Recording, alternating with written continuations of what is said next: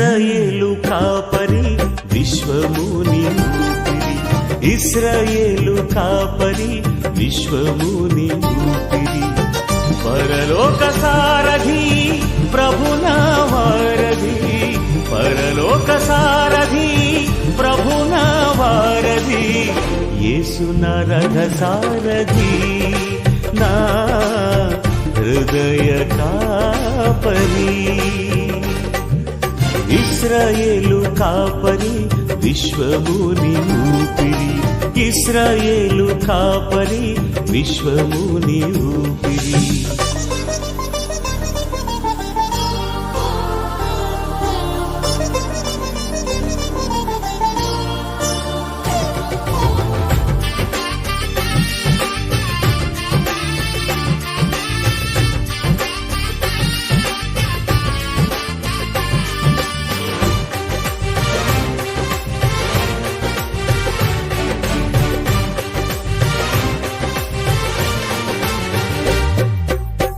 బబులోను బానిస బంధాలు తెంచి, బాధలు లేని బ్రతుకునియా,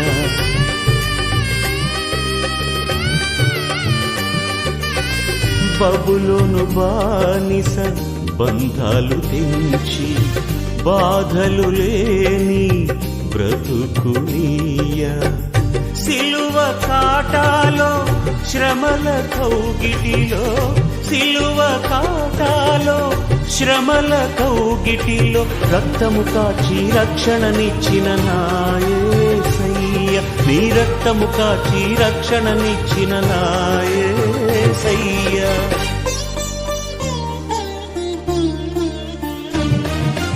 ఇశ్రాయేలు కాపరి విశ్వముని ఊపిరి, ఇశ్రాయేలు కాపరి విశ్వ. శ్రేష్టమైన అపురూపమైన పాదములకు వందనములు స్తుతులు స్తుతించుకుంటున్నాం. గడిచిన కాలం అంతా తండ్రి మీ రెక్కల చాటున భద్రపరిచారు. ఈ యొక్క రాత్రి కాల సమయం ప్రభువా మీ మాటలు వినుటకు గాను, మిమ్మల్ని ధ్యానించుటకు గాను, మేము జ్ఞాపకం చేసుకున్నటకు గాను అయ్యా నా తండ్రి మీరు మాకు ఇచ్చిన యొక్క శ్రేష్టమైన అవకాశాన్ని బట్టి మీకు ఎంతగానో వందనాలు స్తుతులు స్తోత్రములు. అవును ప్రభువా, ఈ లోకంలో మేము ఎందరి నమ్మిన ప్రభువా ఈ నమ్మదగిన దేవుడు తండ్రి మీకు స్తోత్రం. నిజంగా ప్రభువా మేము ఎంతమందికి ఎవరికి ఇచ్చామనేది కాదు, కానీ ప్రభువా నీకు మేము ఎంత సమయం ఇస్తున్నాం, ఆ హృదయంలో మీ పట్ల నా తండ్రి మేము ఏ విధంగా ఉంటున్నామో ప్రతి ఒక్కరు జ్ఞాపకం చేసుకునేలాగా మేము మీ బిడ్డ ద్వారా మాతో మాట్లాడిన విధానం బట్టి నీకు వందనాలు స్తోత్రం. అయ్యా 10వ వంతు అని వాక్యం సెలవిస్తుంది. నిజంగా ప్రభు నా జీవితంలో ఎన్నో పనులతో మేము నా తండ్రి భారం కలిగి ఉంటున్నాం. అయినను ప్రభా ఆ భారంలో కూడా నా ప్రభా మిమ్మల్ని జ్ఞాపకం చేసుకునే భాగ్యాన్ని మీరు మాకు దయచేయమని అడుగుతున్నాం తండ్రి. నీకే స్తోత్రం. ఇక్కడ చేరువచ్చిన ప్రతి మీరు దీవించండి, ఆశీర్వదించండి. పేరు పేరు వచ్చిన మీరు జ్ఞాపకం చేసుకోండి ప్రభా. మీరు బట్టి ఈ కుటుంబీకులందరూ కూడా మీరు జ్ఞాపకం చేసుకోండి. ఈ దినములు చెడ్డవి తండ్రి. అయ్యా ప్రభా మీ బిడ్డలు అనేక మంది మరణిస్తున్నారు తండ్రి, అనేక మంది హతలవుతున్నారు ప్రభా. మాతో బలముగా ప్రవర్తిస్తున్నారు తండ్రి. జ్ఞానం కలిగి ప్రవర్తించగల భాగ్యాన్ని మీరు మాకు దయచేయండి. నిజంగా వాక్యం నా తండ్రి కరువైపోతున్న రోజులు వస్తున్నాయి తండ్రి. వీలైనంతగా ప్రభా నువ్వు వాక్యాన్ని వల్ల వేసుకునే భాగ్యాన్ని మీరు మాకు దయచేయమని అడుగుతుంటున్నాం తండ్రి. మీకే స్తోత్రం, మీకే స్తోత్రం, మీకే స్తోత్రం, మీకే స్తోత్రం, మీకే స్తోత్రం, మీకే స్తోత్రం, మీకే స్తోత్రం. నడిపిస్తున్నా మీ బిడ్డను మీరు జ్ఞాపకం చేసుకోండి తండ్రి. ఎంతగా మీ యొక్క కరుణాపీఠ విశ్లేషణ జరుగుతున్న తండ్రి ఆశీర్వదించారు ప్రభా. అనేకమైన ప్రాంతాలకు దేశాలకు తండ్రి ఈ యొక్క వాక్యం వెళ్ళినా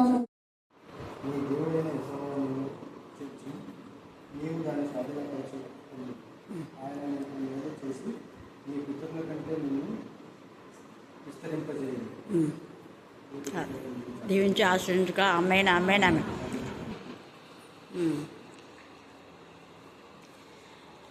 God bless you, Samuel. Many more happy returns of the day. May God bless you abundantly. God give you good wisdom, good knowledge and memory power.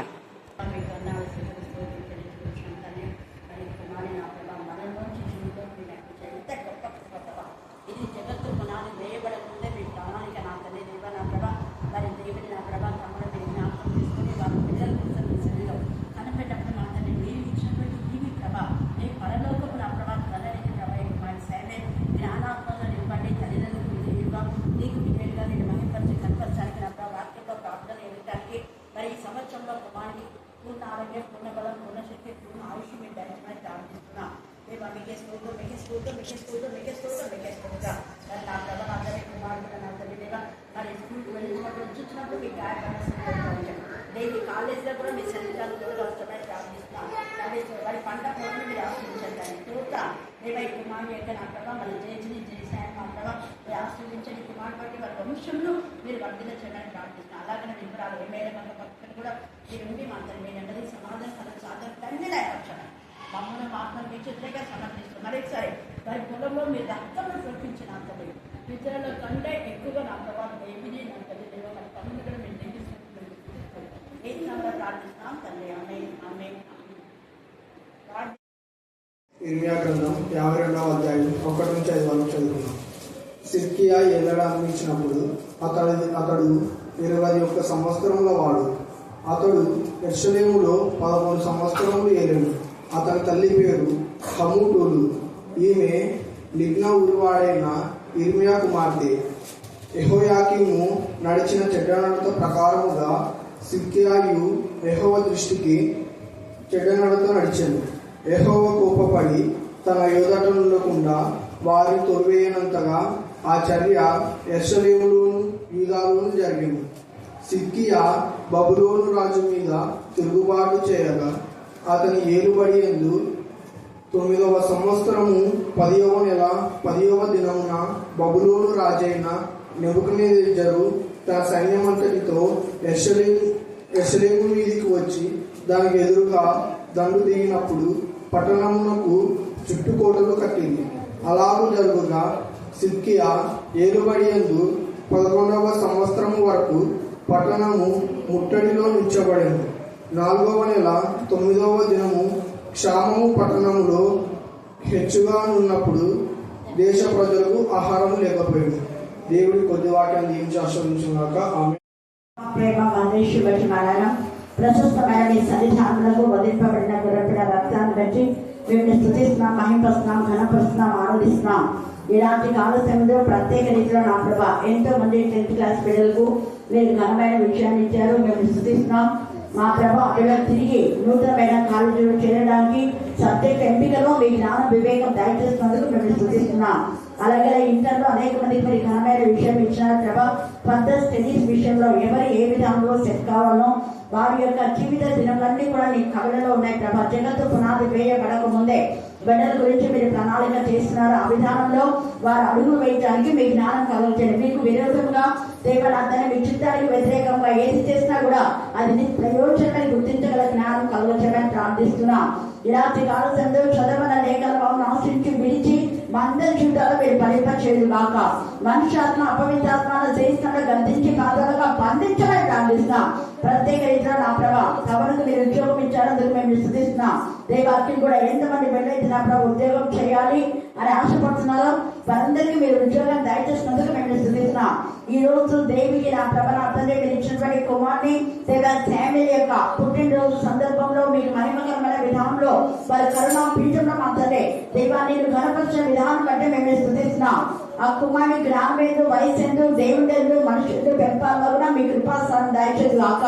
తండ్రి అయిన దేవ ఎమ్మెల్యే ఒక కుటుంబం కానివ్వండి దేవి వారి అత్తగారి యొక్క వంశంలో మీరు ఆశ్రయించమని ప్రార్థిస్తున్నాం. వారి పితరుల కంటే ఎక్కువగా వారిని ఆశ్రయిస్తారు. మీరు సెలవించిన వాగ్దానం మీరు నెరవేర్చారు. ఒక రోజు నా ప్రభానందరే మరి 1వ తేదీ నా ప్రభానందరే 1వ నెలలో 20 సంవత్సరం అందరి కరోనా వైరస్ ఉన్నప్పుడు నాకు ఇచ్చిన వాగ్దానంలో మీరు నెరవేర్చి కరోనా పీఠంలో అందరే అనేక ఆత్మలు చేస్తానని వాగ్దానం నెరవేర్చిన దేవా మీకే స్తోత్రం, మీకే స్తోత్రం, మీకే స్తోత్రం.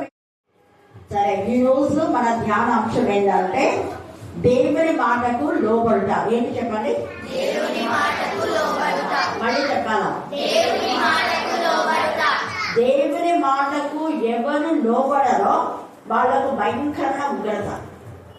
అది మనం ఈరోజు సిద్కియాపై దేవుని యొక్క ఉగ్రత. చెప్పండి ఇంకా సిద్కియాపై దేవుని ఉగ్రత. ఎందుకు సిద్కియాపైకి దేవుని ఉగ్రత వచ్చింది అని మనం చూస్తే ఈ యొక్క సిద్కియా పేరు యాక్చువల్ గా ఆ పేరు కాదు, అతని పేరు ఇంకొక పేరుంది. ఎవరైనా చెప్పగలరా? సిద్కియాకు ఒక పేరుంది. ఆ పేరును బదులుగా ఇది నెబుకద్నెజరు తన దేవతల పేరును బట్టి దానియేలుకు, షద్రకు, మెషక్, అబేద్నెగోలకంతా పేరు పెట్టారు. దానియేలుకేమో మనం ఎప్పుడు దానియేలు అంటాం. అతను బెల్షాస్సర్ అని పెట్టాడు. బెల్తెషాజర్ అని ఆయన పేరు. ఇంకొక దేవత పేరు బెల్షాస్సర్ అని పెట్టారు. మరి ఇక్కడ కూడా సిద్కియాకు ఈ పేరు ఎందుకు పెట్టాడు అంటే మత్తన్య, ఆయన పేరు మత్తన్య. ఏం పేరు చెప్పండి? అంటే చెప్పాలా? 2వ రాజులు 24వ అధ్యాయము 17 నుంచి 19 దాకా చదవండి. 2వ రాజులు 24వ అధ్యాయము 17 నుంచి 19 దాకా. మరియు బబులోను రాజు ఇతను ఎవరు అంట?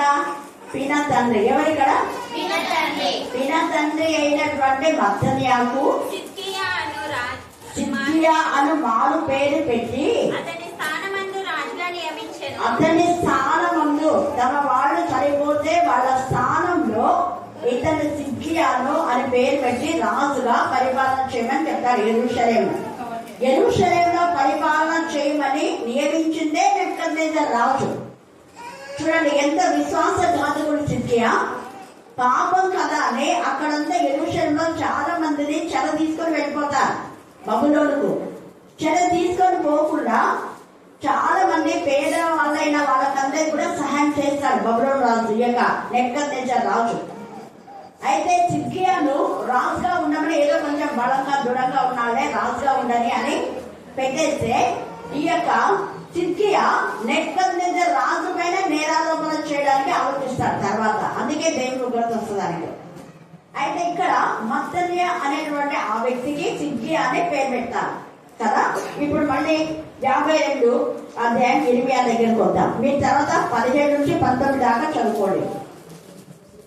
52వ అధ్యాయం 1వ వచనం చదవండి. సిద్కియా ఏలన ఆరంభించినప్పుడు 21 సంవత్సరంలో అంటే మంచి యవనుడు. యవన జీవితంలో దేవుడికి సమర్పించాలి కానీ దేవుడికి సమర్పించాలా? ప్రత్యేకంగా దేవుడు యవనులతో మాట్లాడినాడు. అందరు కూడా రాజులైన వాళ్ళు చాలా మంది యవనుడు లేదా చిన్న పిల్లలు కూడా 8 ఏళ్ల వయసు వాళ్ళు, 13 ఏళ్ల వయసులో, 7 ఏళ్ల వయసులో రాజులైన వాళ్ళు కూడా ఉన్నారు. 17 ఏళ్ల వయసులో రాజులైన వాళ్ళు కూడా ఉన్నారు. ఇక్కడ ఈ యొక్క నిజంగా సిద్కియా 21 సంవత్సరం అంటే అన్ని తెలిసినటువంటి వ్యక్తి. బాగా కొంచెం చదువుకున్న వాళ్ళే వాక్యం బాగా తెలిసినట్టుంది అని అనుకొని పాపం పెట్టాడు ఈ యొక్క నెబుకద్నెజర్ రాజు. అయితే ఇతడు యెరూషలేములో 11 సంవత్సరంలో ఏతాడు. 9వ సంవత్సరంలో దేవుడికి అంటే తను ఏదైనటువంటి 9వ సంవత్సరంలో దేవుడికి విరోధంగా చాలా పనులు చేస్తాడు. తర్వాత ఇతని యొక్క తల్లి పేరు కూడా రాశారు. అతని తల్లి పేరు ఏం పేరు?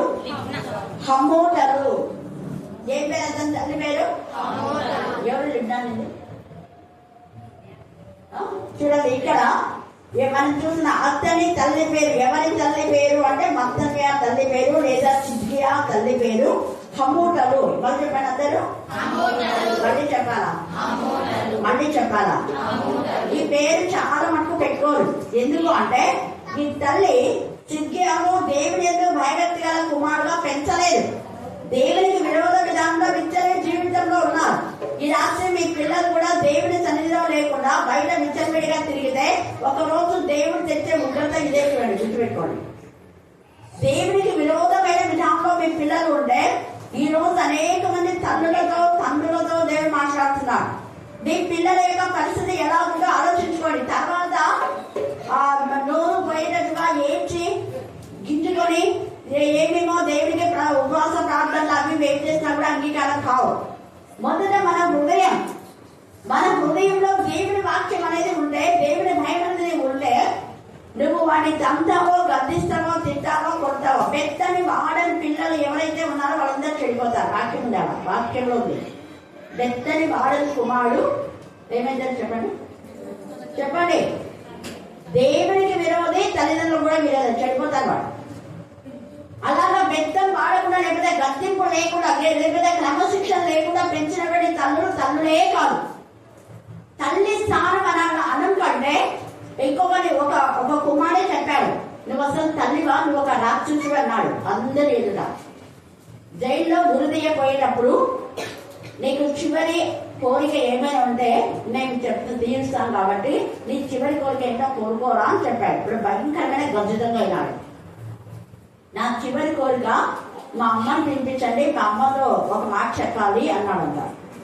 సరే పాపం తల్లి మీద ఎంత ప్రేమ ఉంది కానీ అమ్మని తీసుకొచ్చినారు. దగ్గరికి తీసుకురండి మా అమ్మను. దగ్గర తెచ్చినట్ట 2 చంపలు గట్టిగా వేసుకొట్టి, అసలు నువ్వు తల్లివేనా, నువ్వు నన్ను ఇలాగనే పెంచేది, చిన్నప్పుడు ఇది తప్పు అని చెప్తే నేను ఈరోజు ఊరిపోయి మీద ఉంటాను, ఈ ఊరి నీకు పడాలి, నాగాలు పడాల్సిందే అన్నమాట. అందరూ షాక్ అయిపోయినారు. ఈ ఊరి పడాల్సింది నీకు, నాకు కాదు. నువ్వు ఎప్పుడైనా చెప్పావా? నేను చేసే పనులకు అందరినీ సమర్థించినావు. ఏనాడు ఇది తప్పు నా కొడుకుని కొట్టలేదు. నేను చేసే తప్పులకు వేరే వాళ్ళకి గొడవ ఉన్నావు. మా ఊరు ఏం తప్పులేదు అని ఆ రోజు తప్పని నన్ను తల్లి ఉంటే నేను ఇప్పుడు ఈ స్థితికి వచ్చేవాడిని కాదు. నా చావుకు కారణం ఈమెనే అని చెప్పి ఊరేయమని చెప్పినాడు. చూడండి, దేవుడు కూడా ఇదే మాట్లాడతాడు నీతో. ఇక్కడ సిద్ధియాకు ఇదే చెప్తున్నాడు, రాపించాడు. ఇక్కడ గ్రంథంలో లిఖింప చేస్తున్నాడు. ఎందుకోసం? నీవు నేను సరైన హెచ్చరిక పొందాలి. నా దగ్గర ఆత్మీయ పిల్లలకు నేను గద్దించకపోతే నన్ను కూడా దేవుడు ఇలాగని అడుగుతాడు. నువ్వు ఆత్మీయ తల్లిగా ఎలాంటి దాన్ని నువ్వు వాళ్ళు తప్పు చేస్తున్నారని తెలిసి తప్పని ఎందుకు వాళ్ళకి చెప్పలేదు? నీకు తెలుసు కదా ధర్మశాస్త్ర, మరి నీకు కూడా వాక్యం తెలుసు కదా. నీ పిల్లల్ని ఎలా చేస్తున్నావు? ఎక్కడైతే హమూటలు సరిగా పెంచలేదు, అందుకని అక్కడ పేరు పెట్టుకోండి. తర్వాత ఈమె ఎవరు అంటే లిబ్నా ఊరి వాడైన ఇర్మియా కుమార్తె. ఇర్మియా అంటే అసలు అందులో చెప్తుంది, నాకు చాలా షాక్ అయ్యేది. దేవుడు ఎలాగ నేర్పిస్తాడు చూడండి. ఇర్మియాతో అంటాడు, నువ్వు ఈ స్థలం మందు పెళ్లి చేసుకొని కుమారుడు కుమార్తెను కనకూడదు అంటాడు. అంటే ఇర్మియా అన్మ్యారీడ్. మరి ఇక్కడ కుమార్తె ఎక్కడి నుంచి వచ్చింది? ఈ ఇర్మియా వేరే. ఇర్మియాలు చాలా మంది ఉన్నారు. లేఖన భాగంలో దాదాపు 9 మంది ఇర్మియాలు ఉన్నారు. ఈ ప్రవక్త రాసినటువంటి ప్రవక్త ఇర్మియా. ఈయన ప్రవక్త ఇర్మియా. ఈ ఇర్మియా వేరే. ఈ ఇర్మియా కుమార్తె ఈమె. పేరేమో ఒక ప్రవక్త పేరు పెట్టుకున్నా, కానీ ఆమె కుమార్తె మనం చూసినట్లయితే చూడండి, ఈ యొక్క లిబ్నా ఊరి వాడైన ఇర్మియా కుమార్తె అంటే ఆయన కూడా ఆయన కుమార్తెను సరిగా పెంచిండాడు. కుమార్తెను సరైన విధానంలో గద్దిస్తే కదా. ఈ రాత్రి కాల సమయం చాలా మంది చెడిపోవడానికి కారణం స్త్రీలే. ఎందుకు స్త్రీలు అంటే తల్లితో ఎక్కువ అనుబంధం పిల్లలకు ఉండదు కాబట్టి. అది కుమార్తెనా కుమారుడైనా. కుమార్తెలు అంటే విర్రవిరిగే దుష్టంతం, ఇష్టానుసారమైన స్టిల్లు కొడుతుంటారు.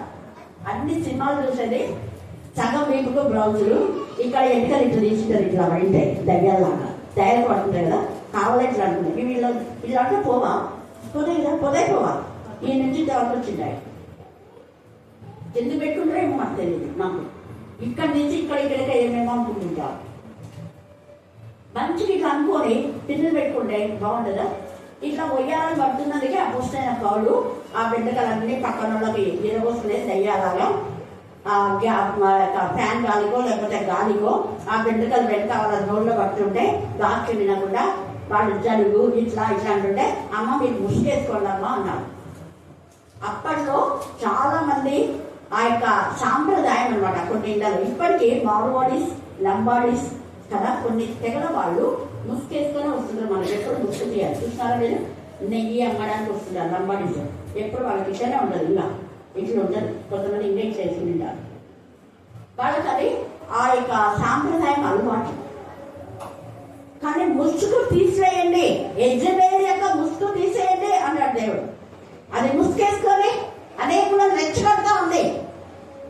దేవుడికి విరోధమైన విధానంలో పెద్దలకు ఎంతగా రంగు మూసుకొని ఎంత ఇదిగా దేవుడికి విరోధమైన విధానంలో అనేకులను రెచ్చగొడతా ఉంది. దానికి బుద్ధి చెప్పండి అంటాడు. ఈ రాత్రి కాలశంలో అలాంటి విధానంలో ఉండకూడదు. చాలా మంది మగ పిల్లలు కూడా వేషధారణ దేవుడికి మహిమకరంగా ఉండాలి. తల్లునే చెప్పాలి ఆ విధానంలో. పిల్లలు నేర్పించాలి. తల్లులు ఆడపిల్లలు దేవుడి పిల్లలు ఎలాగ ఉండాలి, బయట సినిమా యాక్టర్స్ ఎలాగ ఉంటారు వాళ్ళలాగా మనిషి చిల్లు కొట్టకూడదు. మన దగ్గర మన యొక్క స్టేజ్ మనకి అంతేగా. ఒకరిని చూసి మనం చేయకూడదు. ఒకరు పైకి వేసుకుంటే చేతులు పైకి, ఒకరు కిందికి పెట్టుకుంటే కిందికి, ఇట్లాంటి వాళ్ళు ఉంది. ఇది ఈ తల్లి అలా నేర్పించలేదు, ఇష్టానుసారంగా పెంచింది. ఇద్దరే. ఇక్కడ మనం చూస్తే యెహోయాకీము నడిచిన చెడ్డ నడత ప్రకారంగా సిద్కియాయు యెహోవా దృష్టికి ఏం చేశాడ? చెడ్డ నడత. మనుషుల దృష్టికి తప్పు చేస్తే దేవుడు క్షమిస్తాడు, కానీ ఎవరి దృష్టికి తప్పు చేస్తే దేవుడు క్షమించాడు? మళ్ళీ చెప్పాలా? మనిషికి నరుడు తప్పు చేస్తే దేవుడి దగ్గర క్షమాపణ ఉంది. కానీ దేవుడి కంటే పరిశుద్ధాత్మ కంటే లేఖనానుసారంగా దైవజనుడితో హెచ్చరిక ఏదైనా చేస్తే దానికి విధేయత చూపించాలి. మళ్ళీ యాంటీగా మాట్లాడకూడదు. ఇర్మియా అనేక మంది ఈ సిద్కియాను సిద్కియాకున్న గర్వాన్ని అహంకారాన్ని అంచడానికి ఎన్ని మాలో బంధిస్తాడు, బుద్ధి చెప్తాడు. కానీ విన్నాడు, లాస్ట్ వింటాడు. లాస్ట్ బుద్ధి వచ్చి ఇర్మియాని బాగా చూసుకోండి, రోజు అన్నపానం చేయండి, ఇర్మియా నీకు ఎక్కడ ఇష్టం అక్కడ ఉండు అని లాస్ట్. అది బందీ గృహశాలకు వెళ్లే ముందు సంఖ్యలతో బంధించినప్పుడు అలాగే చెప్తాడు. ఇక్కడ చూడండి, యెహోవా దృష్టికి చెడు నడతనచ్చని. ఈ రాత్రి మరి మీ పిల్లలు దేవుడి దృష్టికి మంచిగా ఉన్నారా? దేవుడి దృష్టికి చెడు నడతగా ఉన్నారా? దేవుడి దృష్టికి చెడు నడత అంటే సింపుల్, వాళ్ళు వాక్యం చదవడం లేదు, వాక్యం కంఠం చేయడం లేదు, ప్రార్థనకు రాను, దేవుడి సన్నిధిలో ఉండాలి. అలాంటి వాళ్ళందరూ చెడ్డ నడతనే. దేవుడు ఏమన్నాడు? అనుదినం నా పిల్లలారా, అది ఎప్పుడు మర్చిపోతుంది. కావున నా పిల్లలారా, అనుదినము నా గడపలతో చేరి నా ద్వారబంధనం చేరి నా ఉపదేశం వినేవారు ఎవరు?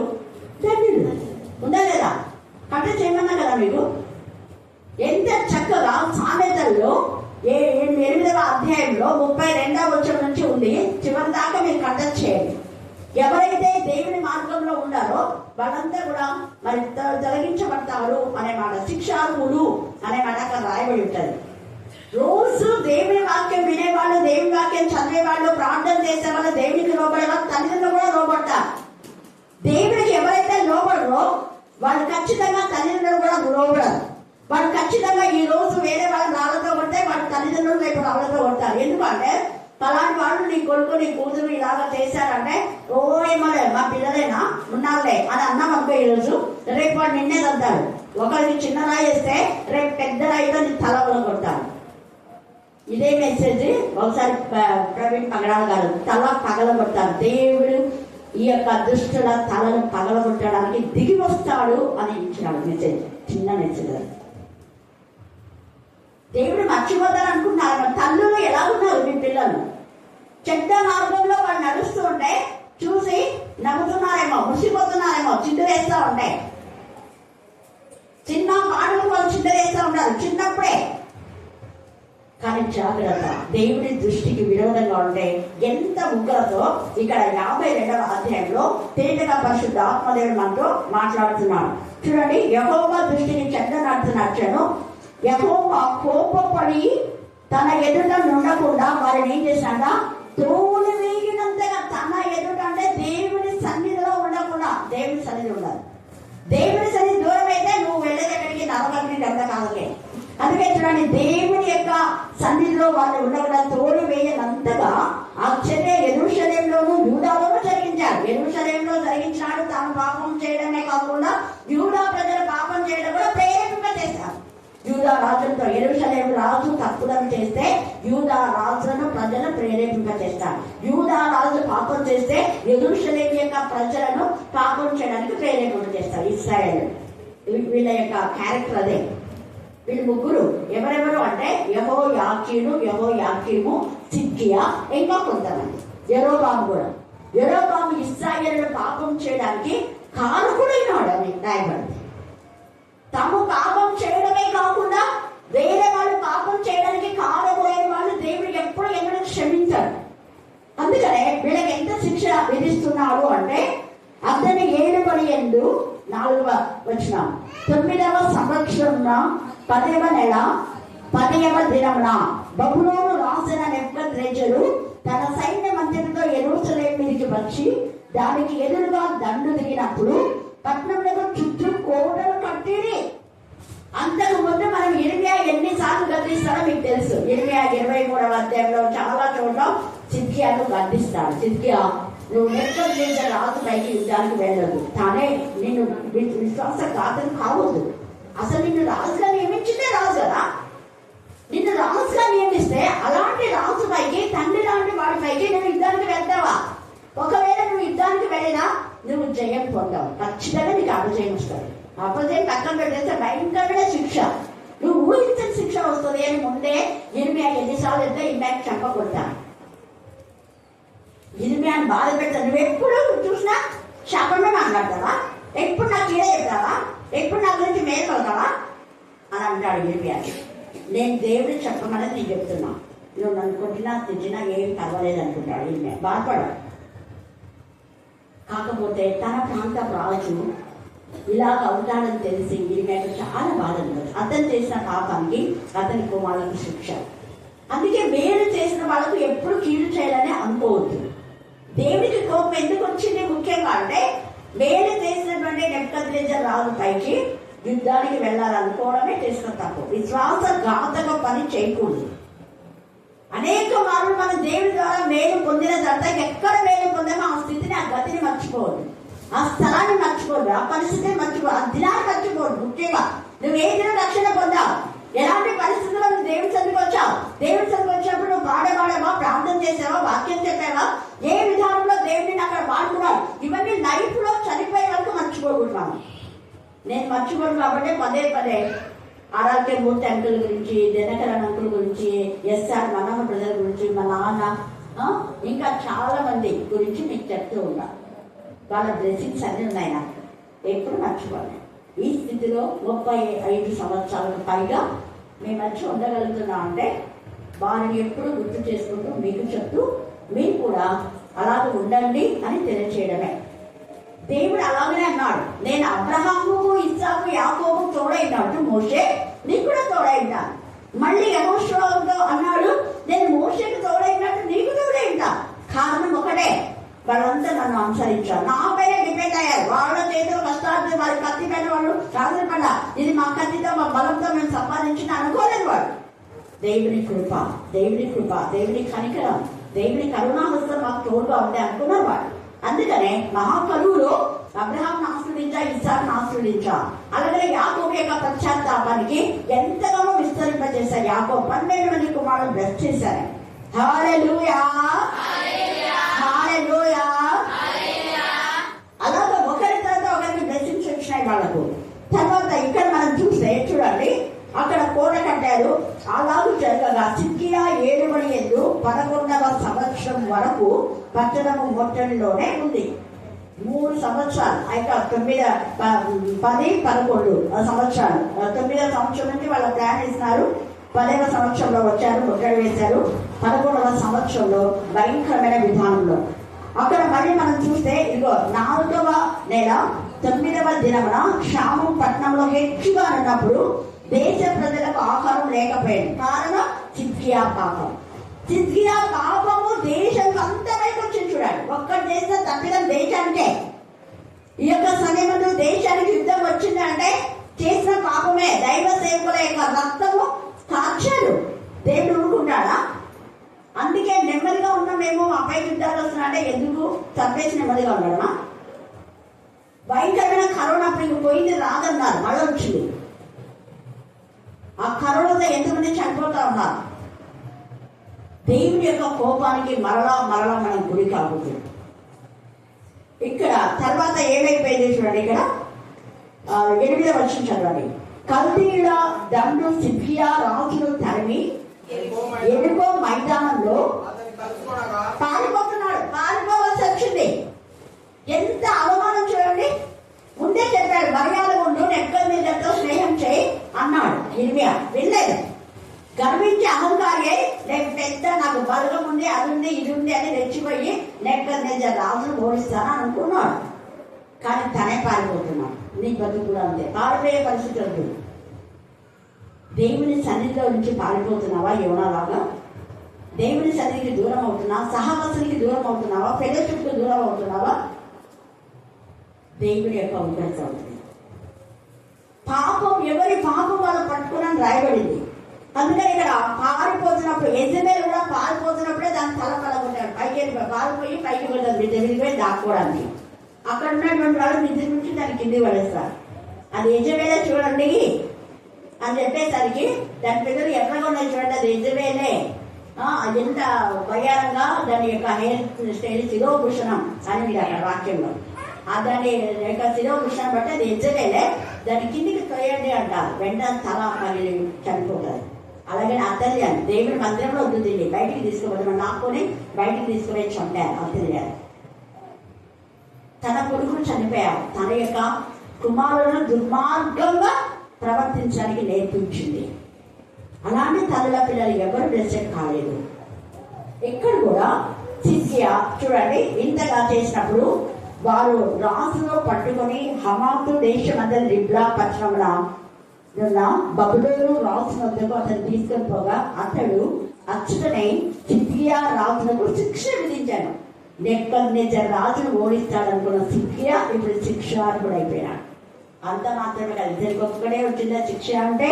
ఇక్కడ చూడండి 10వ వచనం, బబులోను రాజు సిద్కియా కుమారులను అతని కన్నుల ఎదుట చంపించాను. ఎంత బాధ! తండ్రి కన్నుల ఎదుట తన కుమారుడు చంపించాడు. చూడండి ఎంత ఇదిగా అక్కడో. బబులోను రాజు సిద్కియా కన్నును ఊడదీయించి 2 సంఖ్యలతో అతన్ని బంధించి, అంటే ముందు కొడుకులను చంపిన తర్వాత సిద్కియాకు 30 మంది కుమారులను చంపినాక కన్నులు ఊడదీసి, కన్నులు రక్తం కారుతుంటే ఒక పక్క బాధ అనిపిస్తుంటే బంధించి అతని బబులోనుకు తీసుకొని పోయి మరణమగు వరకు చెరసాలలో అతను పెట్టి. అప్పుడు గుర్తిస్తాడు. అప్పుడు పోయేటప్పుడు ఇర్మియాకు ఇక్కడే ఉండమనండి, అనుదిన భోజనం పెట్టండి. అప్పుడు ముందేమో ఇర్మియా చెప్పినప్పుడు ఇర్మియా ఇష్టానుసారంగా మాట్లాడతాడు, ఏం తెలుసు నీకు అన్నట్టుగా. తర్వాత మనం చూస్తే భయంకరమైన ఇలాంటి పరిస్థితులు చాలా మంది పొందుతున్నారు. చాలా ప్రవక్తలు ఇలాగనే చెప్తున్నారు. ఎఫ్రాయిము కూడా భయంకర. ఎఫ్రాయిము దేవునికి ఎంత ఇష్టమైన కుమారుడు. హోషేయ 11వ అధ్యాయం మనం ఇంకోసారి ధ్యానం చేసుకున్నాం. ఇప్పుడు చదవండి, అక్కడ 1 నుంచి 5 వచ్చాను. ఇశ్రాయేలు బాలుడై ఉండగా నేను అతని ఎడల ప్రేమ కలిగి నా కుమారుని. చూడండి, దేవుడు ఏమంటాడు కదా, నా కుమారుడు అంటున్నాడు. ఇశ్రాయేలు బాలుడై ఉండగా నేను అతని ఎడల ప్రేమ కలిగి నా కుమారుని ఐగుప్తు దేశం నుండి పిలిచితిని. ప్రవక్తలు వారిని పిలిచినడు, బయలు దేవతలకు వారు బలులు అర్పించింది. ప్రవక్తలు చెప్పినా కూడా విన్నా, దేవుడి పిల్లలు చెప్పినా కూడా విన్నా. అహంకారం అన్నమాట. తర్వాత విగ్రహములకు రూపం వేసి, మన విగ్రహారాధన చేయకపోయినా దేవుడి కంటే ఎక్కువ నీ విద్య, ఉద్యోగము, నీ పిల్లలు, నీ భర్త, నీ యొక్క ఆస్తి పాస్తులు, ఏది అందచందాలు, ఏది ఎక్కువైనా అది విగ్రహమే. దేవుడి కంటే ఎక్కువ దేవుడికి ఇవ్వవలసిన సమయం మనం ఇచ్చి ఆ తర్వాత దేవుడు దేవుడికి సరిగా సమయం ఇవ్వకుండా అడిగితే సరిగానే అంతనే పొందవలసింది. నువ్వు ఎంత తక్కువ చేసావు అంత తక్కువ. నాకు కూడా ఎక్కువ వాక్యం చదువు, నువ్వు ఆత్మ ఎంత వర్ధిల్లేదో అంత వర్ధిల్లడమే ఉంటుంది. ఎప్పుడు మర్చిపోదు. మన ప్రేయర్ టైంలో ఇద్దరు కూడా మనం చెప్పుకోవాలి. ఈరోజు నేను ప్రేయర్ చేస్తానా, ఎన్నిసార్లు కాడొచ్చు. ఎమర్జెన్సీ ఏమో అని నేను కాల్ చేస్తే దేవి అక్క బాబుని బర్త్డే ప్రేయర్ చేసుకుని వస్తున్నా అంటే ఏమో ఈ టైం ప్రేయర్ టైం కదా అని అన్న. అయినా కూడా తర్వాత అంటే మీరు 6 తర్వాతనే రావాలి అన్న. గుడికి వెళ్ళాలక్క అంటే కూడా లేదేమో 6 తర్వాత లేదంటే పాపం 4 తర్వాత వచ్చి ప్రేయర్ చేయించుకొని కుమారునికి ఆ పిల్లలు పుట్టినరోజు శాండే అంటే జ్యోతి ప్రెగ్నెంట్గా ఉన్నప్పుడు తల్లికి ప్రమాదం కాబట్టి ఈ కొడుకు మీ గర్భంలో ఉన్న శిశువుని తీసేయాలన్నారు. అప్పటికి కొడుకుని కూడా తెలీదు, ఎవరు తెలీదు. కానీ నీ యొక్క పిండం తీసేసేయాలి అన్నప్పుడు ఆ పాప ఏడ్చింది, పశ్చాత్తాపడింది. నా దగ్గరికి వచ్చి, అక్క నేను ఒకప్పుడు తెలియక తప్పు చేసిన, కానీ ఇప్పుడు చేయదనుకోలేదు. కానీ ఆ ఇంట్లో వాళ్ళందరూ చెప్తున్నారు వద్దమ్మా తీసేసుకోవాలి. అందరూ తమ భర్త, తమ పిల్ల, బంధువులు అందరూ వద్దు నీకు ప్రమాదం అన్నారా తీసేసుకో. కానీ నా దగ్గరికి వచ్చి అడిగింది. నేనన్నా అందరూ వద్దన్నా, నువ్వు ఉంచుకున్నాను. చంపేయకూడదు అలాగా, అది నరహత్య. నరహంతకు పోయేదే నరకానికి. కాబట్టి వద్దమ్మా. ఎలాంటి వాడు పుట్టినా సరిగా పుట్టారు, అంగవైకల్యం వస్తుంది, ఏమేమో చెప్తారు. ఒకవేళ అది రాకుండా నీకు ప్రమాదం, నువ్వు వస్తావు. ఆ పుట్టబోయే శిశువు పుట్టినారంటే నువ్వు వస్తావు అన్నారు. అప్పుడు జ్యోతి నేను చెప్పిన తర్వాత, చూడమ్మా నువ్వు ఎంతవరకు బ్రతుకుతావో నీకు తెలుసు, కానీ దేవుని సుద్ధా ప్రాణం చేసినావు కాబట్టి ఇంకొక సంవత్సరంలో దేవుడు ఖచ్చితంగా నేను బ్రతికిస్తాడు అని చెప్పినప్పుడు అలాగనే తనకు ముందే చనిపోతారని చెప్పాడు డాక్టర్లు. ఇంకొక సంవత్సరం ఉంది. అంత లోపల చక్కటి కుమారుని కానీ దేవుడి చేతిలో పెట్టింది. ఆ కుమారుడు సజీవంగా మనం అంటున్నాడు. ఇప్పుడు 5వ సంవత్సరమేమో ఆ బాబు. హల్లెలూయా, హల్లెలూయా, హల్లెలూయా. మట్టిలో కలిసిపోయిన కుమారుని దేవుని కాపాడు. ఇలా చాలా మంది ఉన్నారు గుడిలో. ఎంతో మందితో నేను గద్దిస్తా ఉంటా, వద్దు ఎలాగైనా పుట్టని. పుట్టిన తర్వాత ఆ పిల్లవాడు బ్రతకడం ఇష్టం లేకపోతే దేవుడు తీసుకుంటాడు. కానీ వీళ్ళు చంపొద్దు, చంపడానికి వీళ్ళు ప్రయత్నం చేయండి. ఆడపిల్లని చంపడానికి ప్రయత్నం చాలా తప్పు. మీరు చంపడం కంటే ప్రసవించి నాకు ఇవ్వండి అన్నా. అదే షారోన్ ఆ రోజు నీకు సాక్ష్యం చెప్పింది. చనిపోవలసిన ఈ పిల్లను నిజంగా అక్క చెప్పినందుకు నేను అలాగే ఈ పాపను ప్రసవించాను అని చెప్పింది. అదే చక్కని పాప, ఎంత నెమ్మదిగా ఉంది ఆ పాప. ప్రసవ సమయం వరకు ప్రార్థనకు వచ్చింది. ఎప్పుడు అలా చేయలేదండి, అది భయంకరమైన పాపం, నరక యాతన. ఇక్కడ హోషేయ చూడండి ఎంత ఇదిగా నిజంగా రాస్తున్నాడు. దేవుని యొక్క మాటలు బట్టి రాస్తున్నాడు. దేవునికి విరోధమైన ఏదైనా అది విగ్రహమే. ఎఫ్రాయిమును చెయ్యి పట్టుకొని అంట చూడండి, ఎఫ్రాయిము నా ముద్దు బిడ్డ అంటాడు దేవుడు. నా ప్రియమైన కుమారుడా అంటాడు, నా ఇష్టుడా అంటాడు ఎన్నోసార్లు ఎఫ్రాయిము. కానీ ఎఫ్రాయిము దేవుడికి ఇంత ఇష్టుడా, ఇదే కృతజ్ఞత కలిగి లేడు, విశ్వాసఘాతకుడు అయిపోయినాడు. ఎఫ్రాయిము చెయ్యి పట్టుకొని వానికి నడక నేర్పిన వాడు నేనే. ఇది అండర్లైన్ చేసుకోండి. నేను ఎన్నోసార్లు నేను చిన్నప్పుడు చదివినప్పుడు నేను ఇదే మాట అన్నా, దేవా నాకు నువ్వు నడక నేర్పించు బ్రహ్మ. నా చేయి పట్టుకొని నాకు వంట చేయడం నేర్పించు, నా చేయి పట్టుకొని నాకు పరీక్ష రాయించు, నా చేయి పట్టుకొని వేరే వాళ్ళకి ఇంటికి చేసినప్పుడు నేను కాదు ప్రభా, నువ్వే నీ చేయి వాళ్ళ పైన ఉంచు, నువ్వే వాళ్ళతో ప్రార్థన చేయి, నువ్వే వాళ్ళకు బ్లెస్సింగ్స్ ఇవ్వు ప్రభు అంటా. ఇది ఎప్పుడు నా మైండ్ లో ఫిక్స్ అయింది. ఈరోజు జ్ఞాపకం చేస్తున్నాను మీతో. ఎందుకంటే నాకు ఇచ్చిన వాగ్దానం ద్వితీయోపదేశ కాండం 35 2020లో మహాకరోలో అందరూ ఎంతమంది చనిపోతున్నారు. అప్పుడు దేవా నన్ను కరుణించు అని నేను ప్రాణం చేసినప్పుడు సాగిల పడి దేవుడు నాకు ఇచ్చి నువ్వు చావవు సజీవురాలవై ఉంటావు, అంత మాత్రమే కాదు నీ పిల్లల కంటే ఎక్కువ నేను దీవిస్తాను. ఆ వాగ్దానం 21లో కరుణాపీఠం కట్టడం వల్ల నీ పిల్లల కంటే ఎక్కువగా నేను ఆశీర్వదిస్తాను. అదే వాగ్దానం ఈరోజు శామ్యూయల్కి ఇవ్వబడింది. హల్లెలూయా, హల్లెలూయా. చూడండి నేను ఎంత బాగా మాట్లాడుతున్నాడు. అక్కడ దేవుడు అన్నాడు నడక నేర్పిన వాడు నేనే, వారిని కౌగలించుకున్న వాడు నేనే. ఇది ఎన్నిసార్లు దేవుడిని కౌగలించుకున్నాడు, ఎన్నిసార్లు దేవుడిని ముందు పెట్టుకున్నాడు, ఎన్నిసార్లు దేవుడిని ఆదరించాడు, ఎన్నిసార్లు దేవుడికి బోధ చేస్తున్నాడు. కానీ మర్చిపోతున్నావా దేవుడి ప్రేమను? వేరే వాటిపైన ఇష్టం ఉందా నీకు? వేరే వాటికి ఎక్కువ సమయం ఇస్తున్నావా? మరి దేవుడికి ఎంత ఇస్తున్నావు?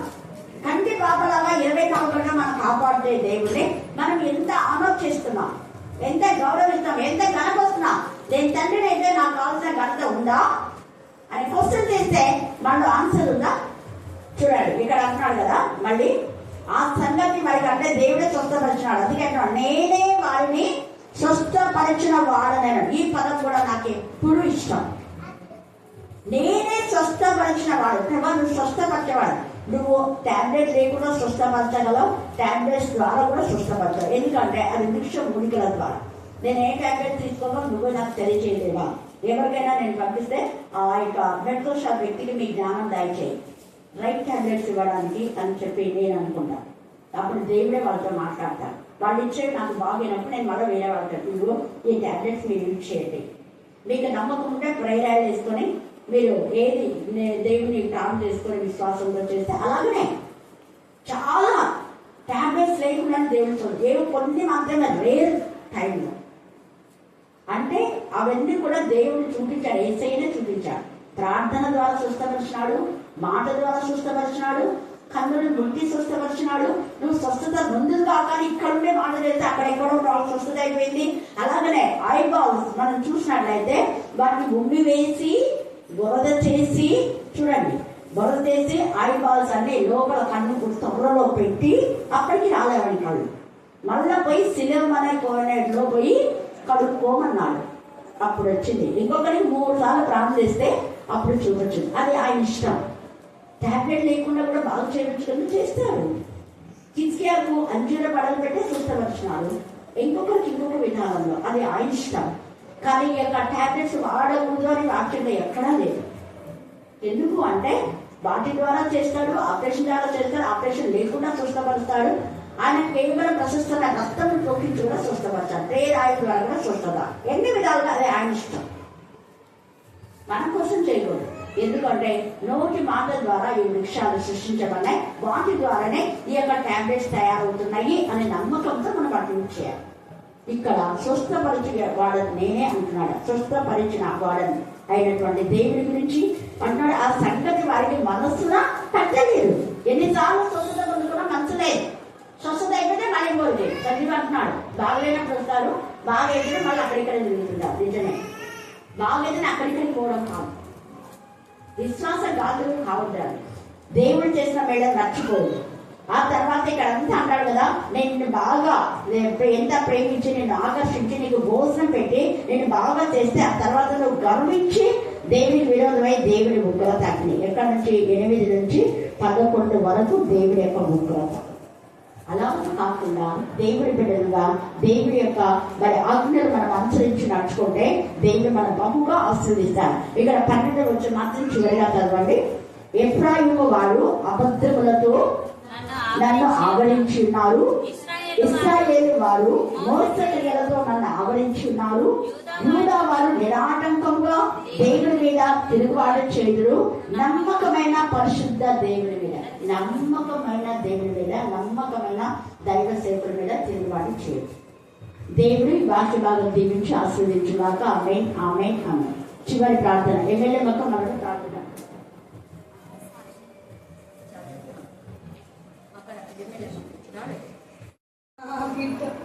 సరిపోతుందన్నప్పుడు కూడా నువ్వు ఎంత అంతకి రక్షణ దయచేసినావు నైనా నా ప్రభు. అంత కష్ట బాధలో ఉన్నప్పుడు జ్యోతి నేను అక్క కోసం బావ కోసం కూడా నేను ప్రసవిస్తాను సాక్ష్యం ఇచ్చింది నైనా. నీకు స్తోత్రం తండ్రి, స్తోత్రం ప్రభు. ఆ బాబుని నువ్వు 4 సంవత్సరాలు కాచి కాపాడినావు తండ్రి. ఈ రోజుకి 5వ సంవత్సరం నైనా. నీకు స్తుతి స్తోత్రములనైనా, స్తోత్రములనైనా. అక్క చెప్పిన విధానం బట్టి జ్యోతి ఎంతో బాగా స్తోత్రములు, స్తోత్రములు తండ్రి. ఆ బిడ్డలు ఎంతగానో ప్రయాసపడుతున్నారు ప్రభు. ఆ బిడ్డలకు ప్రతిఫలం దయచేయండి నైనా. నీకు స్తుతి స్తోత్రములు తండ్రి, స్తోత్రములనైనా నా ప్రభు. ఇదిగోనైనా నీ మార్గంలో నడిచి నిన్ను గణపరుచుటకు ఆ బిడ్డలకు కృప చూపండి నైనా. నీకు స్తుతి స్తోత్రమునైనా. ఇక్కడ చేరిన ప్రతి ఒక్క బిడ్డను పేరు పేరు వచ్చిన దీవించి ఆశీర్వదించి బలపరుస్తారని యేసయ్య నీ పరిశుద్ధమైన నామమున నీ బ్రతిమలాడి వేడుకొంచున్నాను మా తండ్రి. ఆమేన్.